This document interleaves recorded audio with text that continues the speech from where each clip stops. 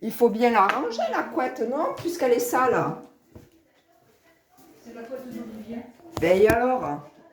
Elle est tachée, elle est sale, il faut la laver. Ben oui, mais en attendant, il faut bien la ranger quelque part. C'est sûr, non. Parce que tu peux pas, Emma, elle ne peut pas avoir sur son lit deux couettes. Non, elle a une housse, cette couette.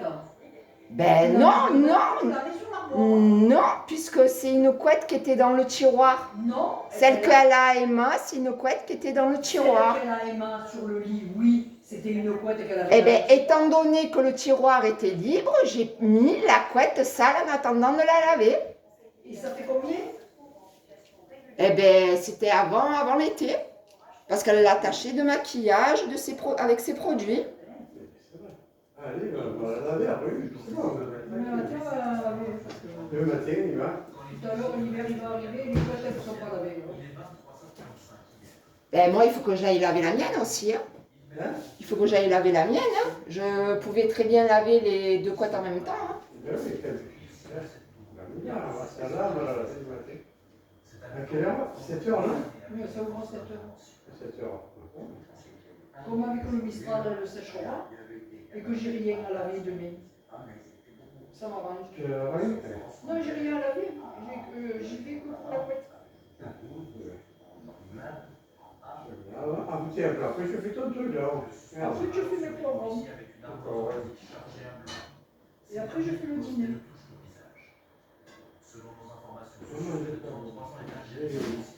Et collé, ça les colle. Ouais. On dirait une loi de braque là. Écoute, il a 33 ans. Hein. Faut pas attendre. C'est vrai, il a 33 ans. Son périple incendiaire est aussi mieux connu. Il a d'abord visé la synagogue. Lorsqu'il arrive, les portes closes. Donc la porte d'entrée et le portail sont sécurisés. Il y a une vidéoprotection et donc l'individu a vraisemblablement enjambé et sauté le mur. Donc c'est à ce moment-là qu'il a été fumé par les vidéoprotections. Avec ses bouteilles de liquide inflammable, il incendie les portes, puis deux voitures, ouvre même des bouteilles de gaz déjà présentes pour qu'elles explosent. Il brûle ensuite un troisième véhicule dans un parking mitoyen avant de fuir.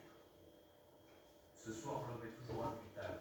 Il n'est pas encore en état d'être entendu. Trois autres personnes de son entourage ont été On ne placées. parle plus, casse de couilles, c'est tout. Cet acte antisémite a provoqué une émotion nationale. Plusieurs rassemblements ont eu lieu en France ce dimanche en soutien à la communauté juive, à la fois soulagée par l'arrestation du suspect et inquiète pour l'avenir. Manon Bourreau avec Noémie Dahan et Pierre Perron.